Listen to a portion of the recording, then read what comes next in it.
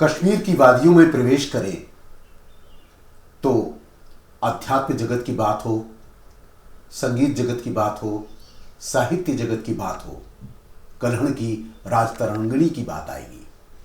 और वहाँ के शततंत्री वीणा का जो वर्णन है उसका सौंदर्य बोध आएगा। वहाँ के प्रकृति सौंदर्य के साथ जुड़ करके किस तरह से शततंत्रीय वीणा का प्रभाव पूरे जनमानस में बना रहा है और आज भी बना हुआ है। उसी शततंत्री वीणा के एक घराने में भजन सुपुरी जी का जो मान सम्मान राष्ट्रीय और अंतर्राष्ट्रीय स्तर पर है, उन्हीं की अगली पौध, उन्हीं की अगली संतति अभय सुपुरी ने अभी चंद दिनों पहले ही फिल्म शिकारा में अपने शततंत्री वीणा के साथ जो रंग बिखेरा, जो संगीत की सौंदर्य बोध को सजाया, जो संगीत रचना दी, उस संगीत रचना ने पूरे समाज को उस शिकारा फिल्म के माध्यम से, उसके संगीत के माध्यम से अपनी बात कह दी। कश्मीर में जो कुछ है, धरोहर है, लोगों की प्यास कैसी बुझती है, उसको सामने रख दिया। तो आइए क्यों ना पहले शततंत्री वीणा का आनंद लेते हुए और अभय से मुलाकात करें। अभय जी, आपकी शततंत्री वीणा, संतूर, कश्मीर का वाद्य यंत्र, जिसकी पहचान के साथ आपने राष्ट्रीय और अंतर्राष्ट्रीय स्तर पर जो अभी फिल्म बनी विनोद चोपड़ा की, उसमें आपने शिकारा फिल्म में अपनी संगीत की संरचनाएं जो प्रस्तुत की हैं, उन संरचनाओं ने पूरी तरह से कश्मीर की पूरे वातावरण को नहीं वहाँ के जीवन पांडित्य बोध, पंडित समाज, ब्राह्मण समाज से लेकर के देश में जो बिखरा हुआ उसके साथ जोड़ा ही जोड़ा, लोगों की प्यास को भी सामने रखा। तो पहले तो आप मैं चाहूँगा कि अपनी जरा उस शततंत्री वीणा को, उस धुन को बजा करके वहाँ से हमें जोड़ दीजिए, हमारे दर्शकों को जोड़ दीजिए।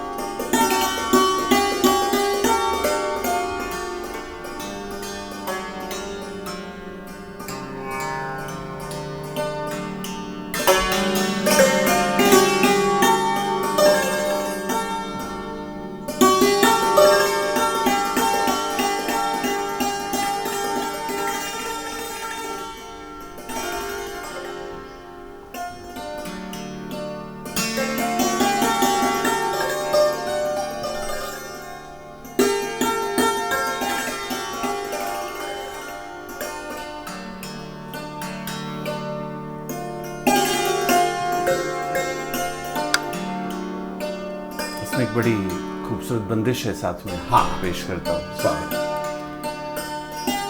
साजन मोरे घर आए आए, साजन मोरे घर आए आए, मन अति सुख पाए,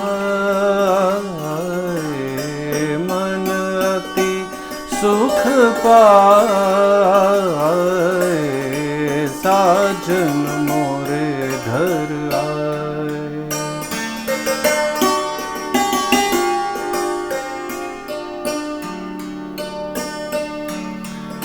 मंगल गावो चौक पुराओ, मंगल गावो चौक पुराओ, प्रेम पिया हम पाए,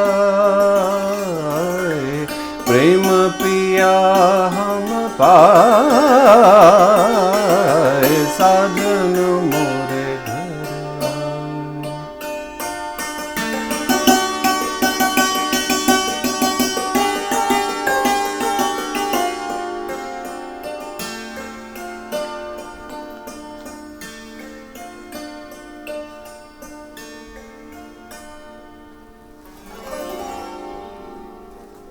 संतूर वाद्य यंत्र की जो सुर लहरी अभी आपने प्रवाहित की।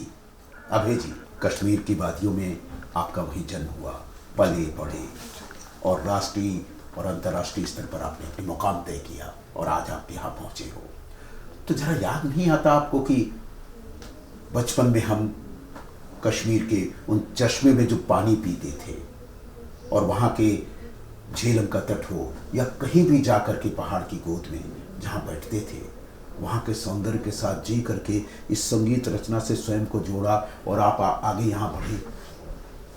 जो वो प्यास वहाँ जो बुझती थी, वो आज जब आकर चल के आए हैं आप, आज की जो स्थितियाँ हैं, परिस्थितियाँ हैं, विसंगतियाँ हैं, उन सब से लगता है टकराहट शुरू हो गई है।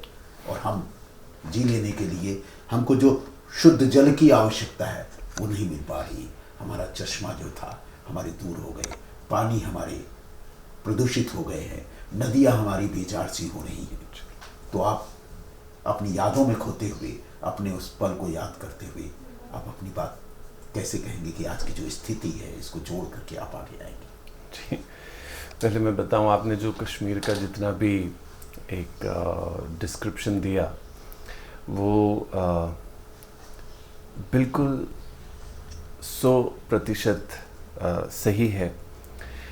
और जाहिर है कि आप कश्मीर में रहे भी हैं और इसी वजह से वो खूबसूरती आपके पूरे इमेजिनेशन का हिस्सा है। कश्मीर को अगर स्वर्ग बोला भी गया है तो सही मायनों में अगर देखा जाए तो 100% करेक्ट है। जो नेचुरल ब्यूटी है, जो कश्मीरियत है, जो इरिस्पेक्टिव ऑफ जो भी कश्मीर में हुआ हो उसकी बात नहीं करेंगे, लेकिन जो वहाँ का एक कोर नेचर है, यानी जो वहाँ का एक शैविज़म है कश्मीर का, जो कश्मीर का सूफीज़म है, और वो संतूर के ज़रिए और वहाँ के अलग अलग जितने भी कल्चरल वैरायटीज़ हैं हमारी, चाहे वो भाषा को लेके हों, वो इंस्ट्रूमेंट्स को लेके हों, वो साज को लेके हों, लोगों को लेके हों, वो देखने को मिलता है। मुझे याद है मैं जब छोटा था तो चश्मशाही जाना होता था, या अलग अलग जो हमारी वहाँ लेक्स भी हैं, डल लेक तो बहुत प्रचलित है, वुलर लेक है वहाँ पे, वो है जहाँ पे कि पहलगाम, गुलमर्ग बहुत वेल नोन है, लोगों को पता है, टूरिस्ट डेस्टिनेशंस हैं। वहीं पे बहुत सारी ऐसी जगहें हैं जहाँ पे टूरिस्ट कम जाते हैं, लेकिन वो एक अलग खूबसूरती है कश्मीर की।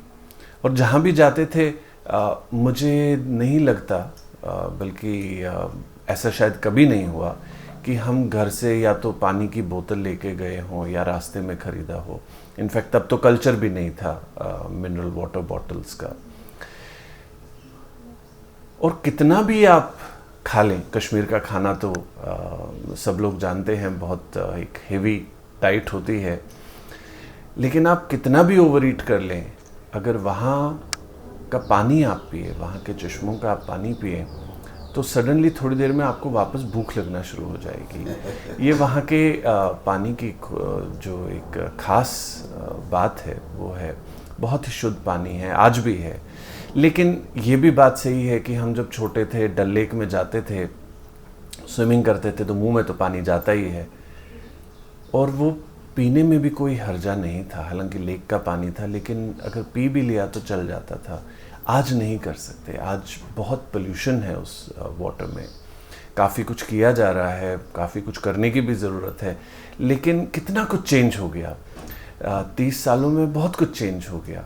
और सिर्फ कश्मीर तक ही ये महदूद नहीं है, ये सिर्फ इंडिया तक महदूद नहीं है, ये हम हर जगह अपने पूरे वर्ल्ड में देख रहे हैं कि एज ह्यूमन बीइंग्स, मुझे ऐसा लगता है, शायद मैं थोड़ा क्रूड लैंग्वेज में बोलूँगा, लेकिन हम ह्यूमन बीइंग शायद थोड़ा सा इनसेंसिटिव हो गए हैं कि हम ये नहीं सोचते कि हमारे बाद की भी जनरेशन्स हैं, हमारे बच्चे हैं, हमारे फर्दर जनरेशन्स हैं, उनके लिए हम क्या छोड़ के जा रहे हैं, बोथ इन टर्म्स ऑफ विरासत, हमारा tradition, as well as nature. आज एज म्यूजिशियंस हम लोग इतना ट्रैवल करते हैं, जितने भी कलाकार हैं वर्ल्ड ओवर, ख़ासतौर पे अब भारत की बात करूँगा, तो कई रिमोट एरियाज़ में जाना पड़ता है, फार फ्लंग एरियाज़ में जाना पड़ता है, और बहुत रिस्की है कि आप टैप वाटर पिएं।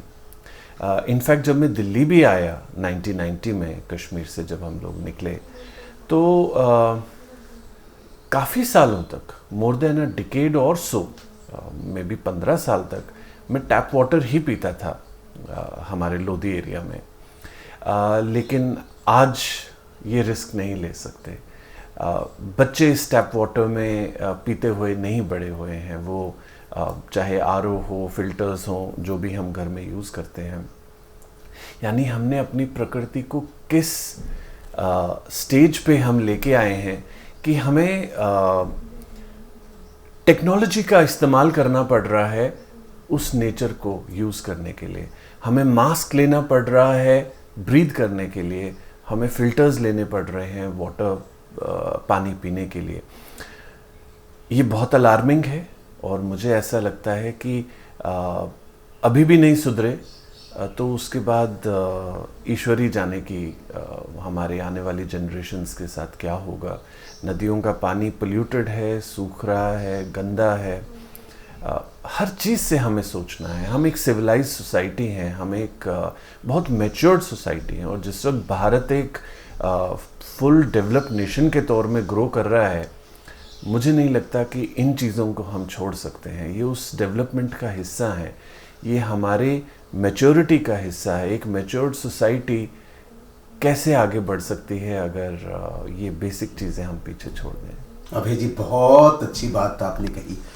अभय जी ने जो बात रखी है सामने, इसमें मैं थोड़ा सा जोड़ करके इसी बात को और आगे बढ़ाना चाहूँगा कि आपने जो बात कही, आज की जो भयावह स्थिति हो गई है, विशेष करके हम अपने दिल्ली में ही देख लेंगे, पीने का पानी हमको नसीब नहीं है। जो टैप वाटर की आपने की, वो टैप वाटर का पानी तो सचमुच हम जो चुल्लू लगा करके कभी पीने का जो आनंद लेते थे, जो आत्म तृप्ति मिलती थी, जो अपने आप में लगता है कि आत्मानुभूत होता है, अपने आत्मा की अनुभूति जो होती थी, जो आनंद मिलता था, जो तृप्ति मिलती थी, वो आज छोड़ चुके हैं। अब सहारा हमारा क्या हो गया, ले दे करके सहारे पे आ गया है आरओ वाटर। अगर आरओ वाटर नहीं है, हमारे साथ नहीं है, तो घूम टहल के कहाँ चले जाते हैं हम, कितनी बीमारियों से ग्रसित हो रहे हैं, क्या हालत हो रही है।